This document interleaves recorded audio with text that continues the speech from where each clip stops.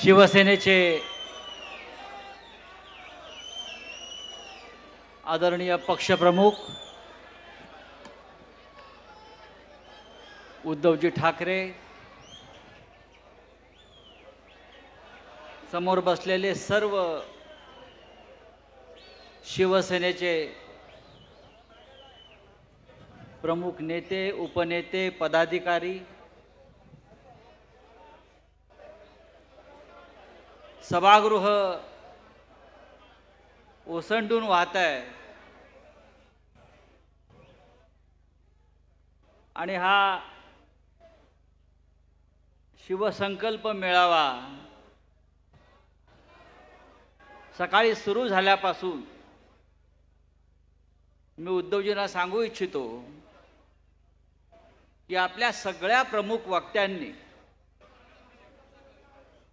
पुण्यातल्या शिवसैनिकांना फार उत्तम मार्गदर्शन केलं.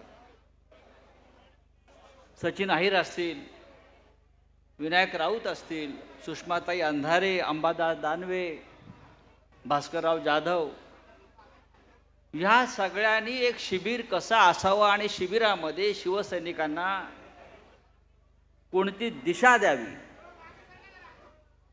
या संदर्भात जोरदार मार्गदर्शन केल्यावर आणि त्यांचं भाषणं सगळ्यांची रंगली, कारण ही खुर्ची रिकामी होती. आता माझ्यासमोर बॉस बसलेले आहेत आणि मला बोलायला लावताय. वाघासमोर शेळीला बांधून ठेवायचं आणि म्हणायचं गर्जना करा.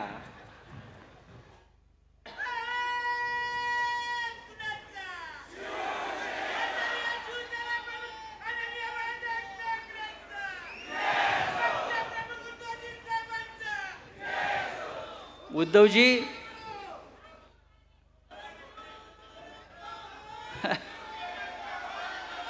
उद्धवजी हसतायत. उद्धवजी हसतायत. मी एका ओळीत सांगेन त्यांचा हसण्याचा अर्थ काय.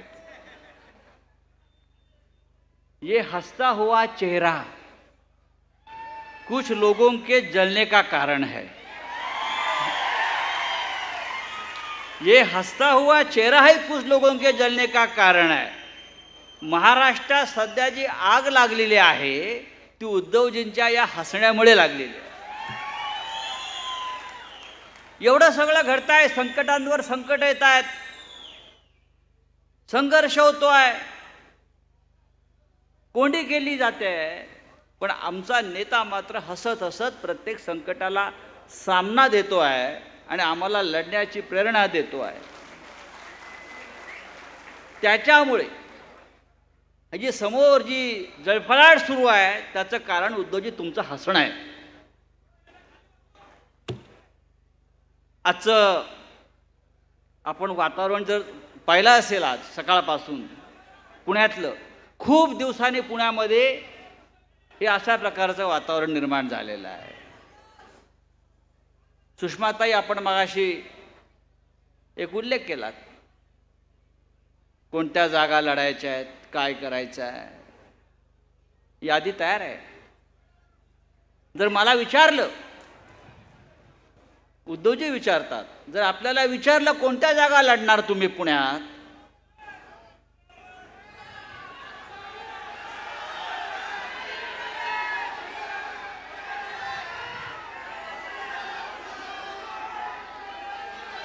पुणे, मावळ, पुणे जिल्ह्यातली प्रत्येक जागा लढण्याची ताकद शिवसेनेमध्ये आहे.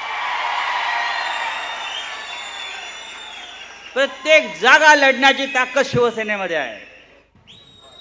आणि गेल्या 25-30 वर्षामध्ये या प्रत्येक जागेवर कधी ना कधी शिवसेनेचा आमदार जिंकून आलेला आहे. तुम्ही 1-2 जागा घेऊ नका. हा पुणे, आता पहा तुम्ही, गेले काही वर्ष, मी नेहमी सांगतो, गेल्या काही वर्षामध्ये शिवसैनिकांनी दुसऱ्यांच्या पालख्या खूप वाहिल्या. आता शिवसैनिकांना स्वतःसाठी लढायचं आहे. कधी भारतीय जनता पक्षाची पालखी वाहिली, त्यांच्या आमदार निवडून आणले. परवा कसब्याची पोटनिवडणूक झाली, शिवसैनिकांनी कष्ट करून कसब्यात काँग्रेसचा आमदार निवडून आणला. बारामतीच्या जागेत सुप्रियाताईचा विजय व्हावा म्हणून शिवसैनिकांनी अक्षरशः रान पेटवलं. पुण्यामध्ये कालच्या लोकसभेत शिवसैनिकांनी प्रचंड काम केलं.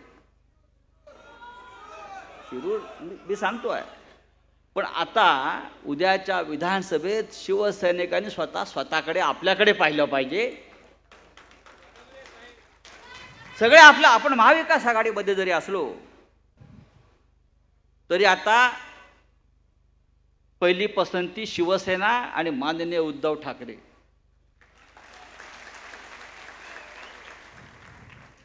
आणि हे आपल्याला करावं लागेल. यासाठी आजचा हा शिवसंकल्प मेळावा आहे.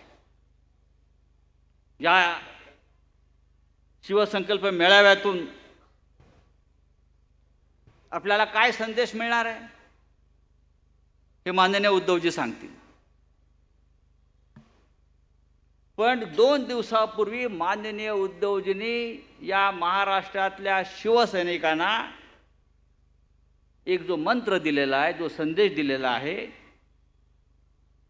तोच घेऊन आपल्याला पुढे जायचं आहे. एक तर तू राहशील किंवा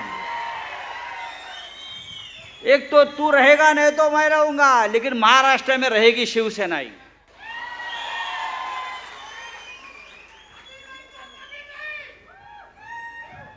तुम्हारे जैसे कुत्ते सिर्फ भौंकते हैं, सांगा त्यांना. हम शेर है, खुलेआम ठोकते हैं. एक तो तू रहेगा नहीं तो मैं रहूंगा हे सांगणारा या देशामध्ये महाराष्ट्रामध्ये जर कोणी असेल तर तो माझा नेता माननीय उद्धव ठाकरे आहे. माझ्या नादाला लागू नका.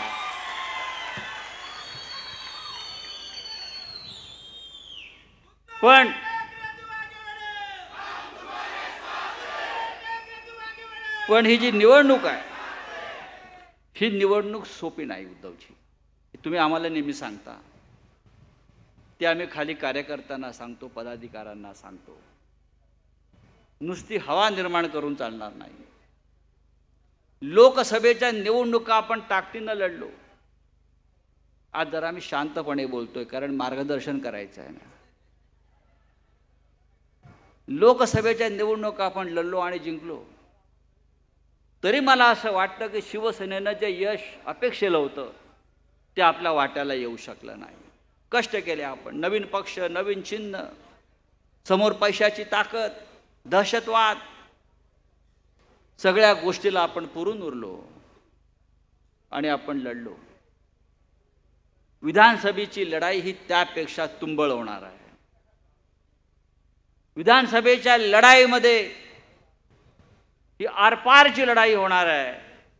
आणि जे आपण म्हणालात, एकतर तू राहशील किंवा मी राहीन, राहणार आपण. हे जरी खरं असलं तरी आपण राहण्यासाठी प्रत्येकाला छातीचा कोट करून यावेळेला लढावं लागेल. लोकसभेतल्या काही जागांचा निकाल जर आपण पाहिला उद्धवजी किंवा शिवसैनिकांना मी सांगेन, अनेक ठिकाणी महाराष्ट्रात आणि देशामध्ये आपण गाफील राहिलो. नाही तर मोदी गेलाच होता, मोदी तो गयो म्हणायचो मी. काल एक रिपोर्ट आलेला आहे, आपण पाहिला असेल. भारतीय जनता पक्षाचे लोक किंवा हे चोरांचे सरदार किती बारीक पद्धतीनं काम करतात. एक संस्था आहे ADR म्हणून, त्यांचा एक रिपोर्ट आलेला आहे. आणि तो रिपोर्ट जो असतो, त्यांचा रिपोर्ट हा अत्यंत ऑथेंटिक रिपोर्ट मानला जातो.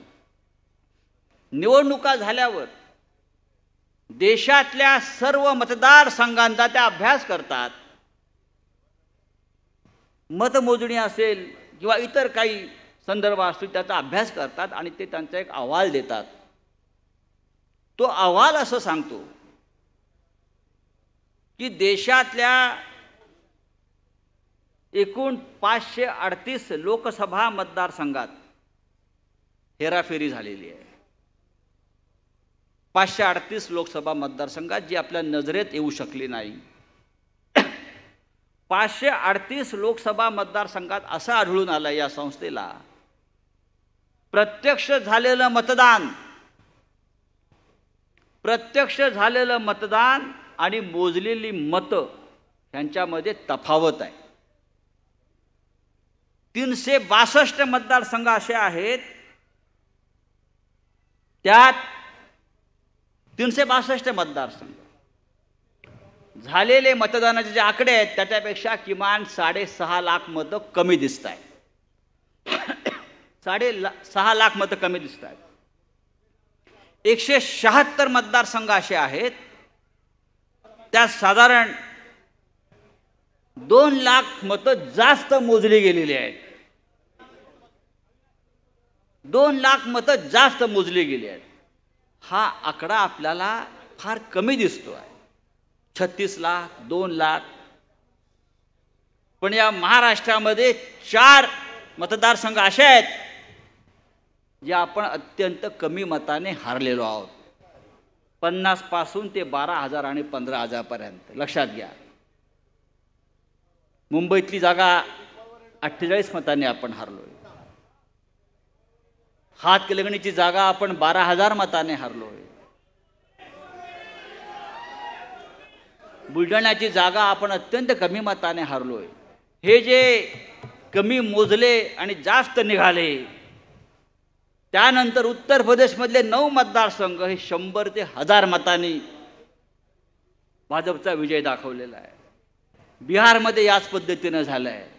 आणि या सगळ्यांचा जर मतांचा आकडा मोजला तर तो नेमका एवढाच आहे, 7 लाख. जिथे आपलं लक्ष नव्हतं, मतदान केंद्रावरील आपल्या लोकांनी जरासा गाफीलपणा दाखवला आणि त्याच्यामुळे हे अशा प्रकारचे विजय ते चोरू शकले, आपल्याकडनं हिसकावून घेतले शकले. नाहीतर भारतीय जनता पक्षाचा पराभव हा झालेलाच होता. आणि अशा प्रकारचे किमान 35 ते 40 मतदारसंघ या देशामध्ये असे होते जे या 5 ते 6 लाखाच्या ज्या चोरलेली मतं आहेत, लहान लहान लहान लहान लहान लहान, ही त्यांनी आपल्याकडे विजय हा शेवटच्या क्षणी त्यांनी हा मिळवलेला आहे.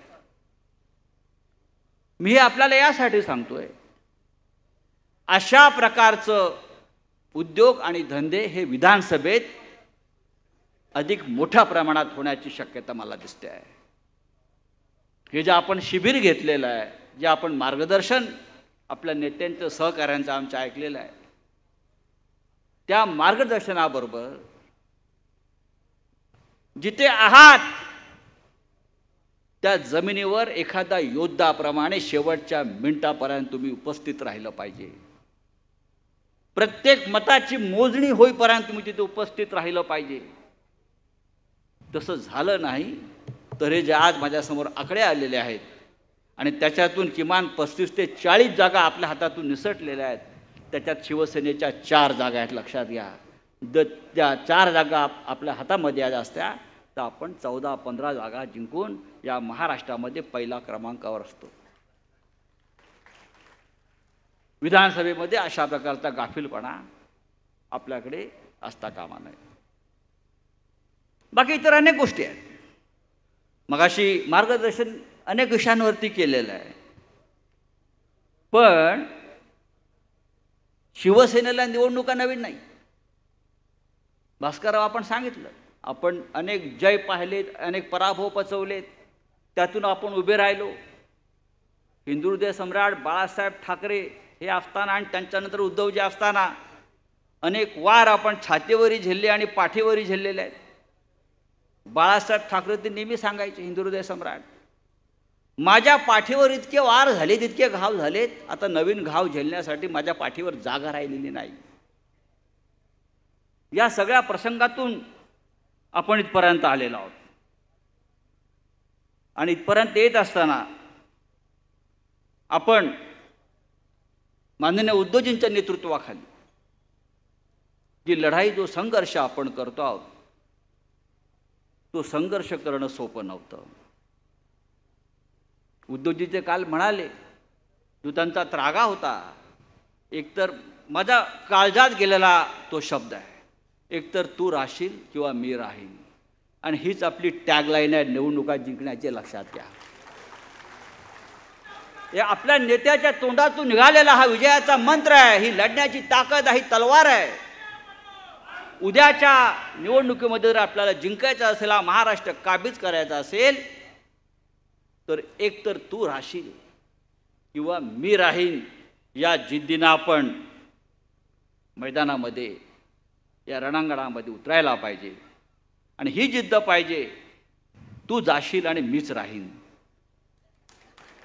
हा महाराष्ट्र छत्रपती शिवाजी महाराजांनंतर, डॉक्टर बाबासाहेब आंबेडकरांनंतर कोणावर प्रेम करत असेल, श्रद्धा ठेवत असेल, तर तो हिंदू हृदय सम्राट शिवसेना प्रमुख बाळासाहेब ठाकरे यांच्यावर, त्यांची शिवसेना आहे.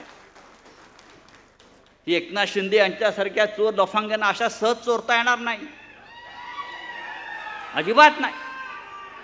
आज या पुण्याच्या भूमीवर जे शिबिर आपण घेतो आहोत, या पवित्र भूमीमध्ये, याचं महत्त्व तुम्ही समजून घेतलं पाहिजे. इथून सुरुवात होते आहे. आपण मगाशी सांगितलं, छत्रपती शिवाजी महाराजांनी हिंदवी स्वराज्याचा सोन्याचा नांगर या मातीमध्ये लावला आणि संपूर्ण महाराष्ट्रामध्ये हिंदवी स्वराज्याचं पीक काढलं. आम्ही छत्रपती शिवाजी महाराजांच्या फॅन्स क्लबचे मेंबर आहोत, औरंगजेबाचे नाही. हे मी वारंवार सांगतो आणि पुन्हा सांगतो. छत्रपती शिवाजी महाराज इथे जन्माला आले, औरंगजेब गुजरातला जन्माला आलाय. औरंगजेबाची भाषा गुजराती होती, शिवाजी महाराजांची भाषा मराठी होती. औरंगजेबाचे व्यवहार उर्दू बरोबर गुजरातीतून चालत होते. जी औरंगजेबाची वृत्ती आहे ती भारतीय जनता पक्षाची वृत्ती आहे. मी त्यांना का म्हणतो, तुम्ही औरंगजेबाच्या औलाद आहात, मी का म्हणतो, उद्धवजी का म्हणतात? औरंगजेब हा दिल्लीतून महाराष्ट्रात आला, गुजरातला गेला, अख्खा देश फिरत राहिला, राज्य काबीज करत राहिला. हे पाहिजे मला, ते पाहिजे मला, देवळं तोडत होता, मंदिरं तोडत होता. औरंगजेबाला 500 बायका होत्या, त्यात त्याच्या काही पट्ट राण्या होत्या. एकदा त्याला का त्याच्या राणीने विचारलं, महाराज जहापना, औरंगजेबाला फावल्या वेळामध्ये टोप्या विणण्याचा छंद होता. मोदींना पण असे खूप छंद आहेत धार्मिक. तेही तपश्चर्येला बसतात. औरंगजेबी ध्यान करत होता, जपमाळ ओढत होता. आपण त्याचे फोटो पहा. आणि विणलेल्या टोप्या तो अनाथ आश्रमात वाटत होता. औरंगजेबाच्या एका राणीनं विचारलं औरंगजेबाला की जहापना, तुम्हाला नक्की काय करायचं आहे, काय मिळवायचं आहे? औरंगजेब म्हणाला त्या बेगमला त्याच्या, आता मी महाराष्ट्रावर स्वारी करणार आहे. आधी मी महाराष्ट्र काबीज करणार. महाराष्ट्र काबीज केला की मी दक्षिणेकडे जाणार. अशा तऱ्हेने मी संपूर्ण राज्य, संपूर्ण देश काबीज केला की या देशाच्या आजूबाजूचे इराण, अफगाणिस्तान वगैरे हे सुद्धा भाग ताब्यात घेणार. आणि मग मी जगाचा राजा झाला की मी शांतपणे जगायला सुरुवात करीन. राणी त्याला म्हणाली, जहापना, मग तुम्ही आत्ताच निवांतपणे का जगत नाहीत ते सगळं असताना? हा निवांतपणा तुम्हाला कधी मिळेल? औरंगजेबाच्या आयुष्यात तो निवांतपणा आला नाही आणि या महाराष्ट्रात त्याची कबर खणली गेली. आणि भारतीय जनता पक्षाची कबर सुद्धा औरंगजेबाप्रमाणे या महाराष्ट्रातच खणण्याचं राष्ट्र कार्य इथे आपल्याला करावं लागणार आहे. हिंदू हृदय सम्राट सांगायचे, उद्धवजी सांगतात, नेहमी सांगत होते, किती गिळायचं आहे तुम्हाला भारतीय जनता पक्षाला? अरे तुम्ही अनेक राज्य जिंकली, देशात तुमची सत्ता आहे, तरी तुम्ही महाराष्ट्रामध्ये शिवसेनेला गिळण्याचा प्रयत्न केला, ते तुम्हाला पचणार नाही. तुम्ही शिवसेना गिळण्याचा जो प्रयत्न केलात, बाकी तुम्ही काही गिळला असेल, पण शिवसेना हा आगीचा लोळ आहे, तो तुम्ही गिळलात, तो तुम्हाला पचणार नाही. आणि आपल्याला शिवसैनिकांना, मराठी माणसाला खास करून मी सांगेन, ह्या वेळेला जागं करावं लागेल शिवसैनिकांना. ही लढाई मराठी माणसाच्या अस्मितेची आणि अस्तित्वाची आहे. भारतीय जनता पक्ष किती गोंधळलेला आहे तुम्हाला मी थोडक्यात सांगतो आणि माझं भाषण संपवतो. साहेब आलेले आहेत. 2 दिवसापूर्वी बातमी आहे, उद्धवजीने पण वाचली असेल. हिंदूंच्या एकगठ्ठा मतदानासाठी ते रणनीती आखणार आहेत. बरं का, हिंदूंच्या एकगठ्ठा मतांसाठी भारतीय जनता पक्ष रणनीती आखणार आहे विधानसभेत. याचा अर्थ लोकसभेत त्यांना हिंदूंची मतं मिळालेली नाहीत. त्यांना आता हिंदूंच्या मतांसाठी रणनीती आखावी लागते विधानसभेला. म्हणजे त्यांना स्वतःला हिंदूंचा पक्ष समजणारा, हिंदूंचे नेते समजणारे यांना हिंदूंची मतं मिळाली नाहीत. आम्हाला म्हणता मुसलमानांची मतं मिळाली. होय, आम्हाला मुसलमानांची मतं मिळाली. या देशातल्या सर्व अधिकृत नागरिकांची मतं आम्हाला मिळालेली आहेत. त्यात हिंदू आहेत, मुसलमान आहेत, जैन आहेत, पारशी आहेत. सकाळी मी पुण्यात होतो, एका ठिकाणी चालायला गेलो. माझ्या मागे एक उंच धिप्पाड म्हातारा म्हणून धावत होता त्या एका मैदानात. त्यांनी थांबवलं. आप राऊत साहब आहे? मी हा, जय महाराष्ट्र म्हटलं. मेरा नाम अमुक अमुक, शेवटी ईरानी. मैं पारसी हूं लेकिन शिवसेना को वोट दिया है, उद्धव जी को वोट दिया. या देशातल्या सर्व जाती धर्माच्या लोकांनी महाराष्ट्रात उद्धवजींना मतदान केलेलं आहे. हे काय सांगतं? बहुसंख्य हिंदूंनी महाराष्ट्रात शिवसेनेला मतदान केलं. आकडे पहा.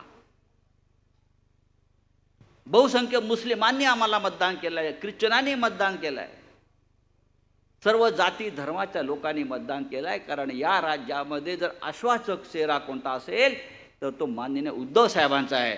आणि हा विचारसुद्धा, ही भूमिकासुद्धा आपल्याला यापुढे महाराष्ट्रात घराघरात न्यावी लागेल. तर हिंदूंच्या एक गठ्ठा मतदानासाठी ते आता कामाला लागलेत. मग 30-35 वर्ष का झक मारत होता? याचा अर्थ असा आहे, उद्धवजी तुमच्या सोबत ही शिवसेना होती म्हणून तुम्हाला हिंदूंची मतं मिळत होती. आता आम्ही तुमच्या बरोबर नाही. तुम्हाला हिंदू मतांसाठी आता धडपड करावी लागेल. पण जेव्हा हे हिंदू म्हणून मतं मागायला येतील तेव्हा त्यांना प्रश्न विचारला पाहिजे, 10 वर्ष आपली सत्ता या देशामध्ये आपण हिंदूंसाठी काय केलं? उद्या 5 ऑगस्ट आहे, परवा उद्या गटारी आहे, आपला सण आहे, परवा 5 ऑगस्ट आहे. 5 ऑगस्टला काश्मीरमधून 370 कलम काढण्याला 5 वर्ष होत आहेत. हिंदुत्वाच्या नावाखाली हे कलम काढण्यात आलं 370, त्याला 5 वर्ष पूर्ण होत आहेत. 5 वर्षामध्ये काश्मीरमधल्या हिंदूंसाठी, हिंदू काश्मीरी पंडितांसाठी या सरकारने काय केलं? हा साधा प्रश्न विचारा. काश्मीरी पंडित आपल्या घरी जाऊ शकले का? घर वापसी झाली का? हा प्रश्न विचारा. आजही काश्मीरची परिस्थिती जशी होती तशीच आहे. फक्त त्या प्रश्नाचं राजकारण केलं. आपण हिंदू आहात? भाजपवाल्यांना विचारा, संघवाल्यांना विचारा, आपण हिंदू आहात? मग एका प्रश्नाचं उत्तर द्या म्हणावं. आपण काय ते गायीचे भक्त आहात? गोमाता? आम्ही पण आहोत. मग गायी कापणाऱ्या, गायीचं मांस एक्सपोर्ट करणाऱ्या कंपन्यांकडून भारतीय जनता पक्षानं 2000 कोटीचा निधी का घेतला? आपण हिंदुत्ववादी आहात. ज्यांनी बीफ कंपन्याकडून, बीफ एक्सपोर्ट करणाऱ्या कंपन्याकडून 2000 कोटी रुपये घेतले, ज्या भारतीय जनता पक्षानं, त्यांना हिंदुत्ववादी म्हणण्याचा अधिकार नाहीये. आपण हिंदुत्ववादी आहात. परवा आपल्याकडे जे शंकराचार्य महाराज आले होते, अभिमुक्तेश्वरानंद, त्याने एक उत्तम विषय मांडला. केदारनाथच्या मंदिरातलं 500 किलो सोनं ह्या लोकांनी, भाजपवाल्यांनी गायब केलंय. ज्या केदारनाथच्या गुहेमध्ये नरेंद्र मोदी हे तपस्या करायला जातात, निवडणूक झाल्यावर गुहेत बसतात, तपस्या करतात 15 कॅमेऱ्यांसह,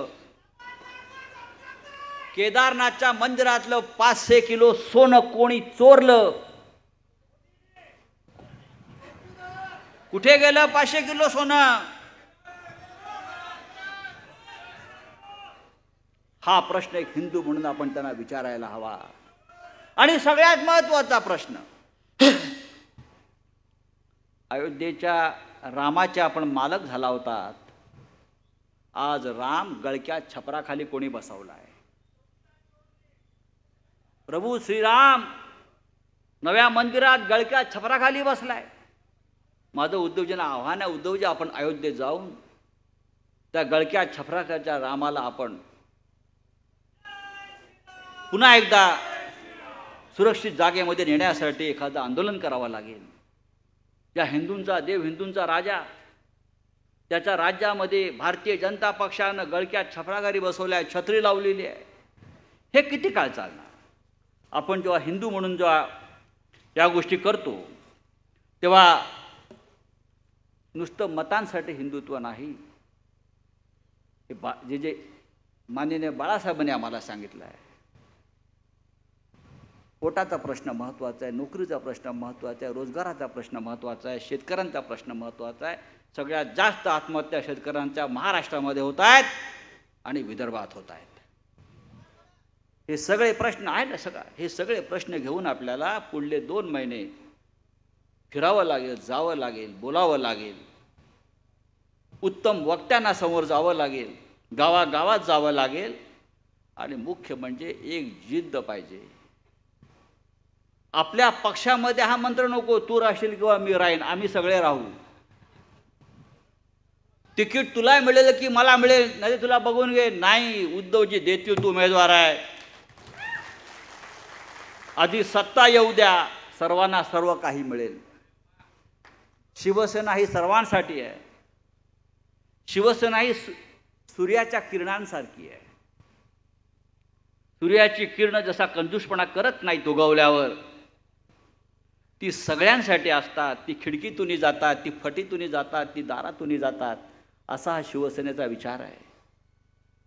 शिवसैनिकांनी आत्मसात केला पाहिजे. माझ्यासारखा माणूस तृप्त आहे. मी नेहमी सांगतो, मला या पक्षाने इतकं दिलेलं आहे, या पक्षात मला मरण आलं तरी चालेल, पण मी शरण जाणार नाही, या पक्षासाठी जगे राहणार नाही.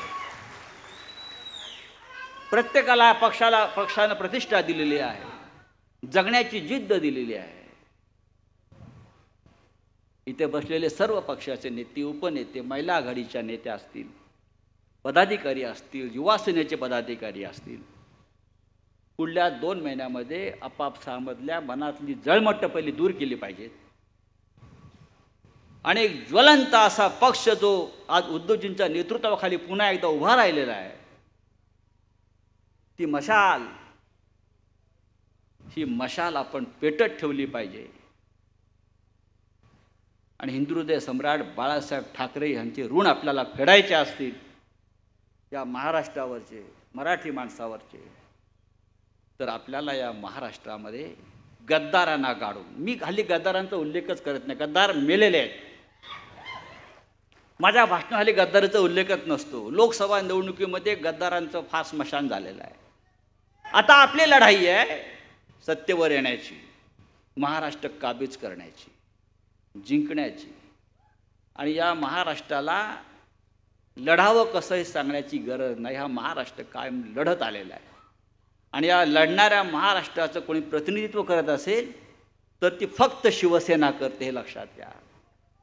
आज या महाराष्ट्रामध्ये माननीय उद्धव साहेबांच्या नेतृत्वाविषयी एक असा विश्वास आहे, जर आपण 288 उमेदवार उभे केले तर आपण किमान 160 जागा जिंकून आणू, अशा प्रकारचं वातावरण आहे महाराष्ट्रामध्ये. पण शेवटी आपण शब्दाला पक्के आहोत की महाविकास आघाडी उद्धवजींच्या नेतृत्वाखाली पुढे जाईल. आणि या महाविकास आघाडीचं सर्वोच्च नेतृत्व हे आपल्याच पक्षाकडे राहील. यासाठी सर्वाधिक आमदार शिवसेनेचे निवडून आणणं हे माझ्यासह प्रत्येक शिवसैनिकाचं कर्तव्य आहे. इतकंच मी सांगतो आणि तूर्त आपली रजा घेतो. जय हिंद, जय Maharashtra. Come on guys, hurry up. अरे सुन ना, एक ब्रेक ले लेते हैं. Guys, I'm telling you, तुम लोगों को सही से ट्रैकिंग नहीं आता. But that's okay, you can learn. रोज का ढक्कन देना. ये रेड वाला है, सही वाला देना. वो एक ढक्कन. पहले तो सही पानी पीना.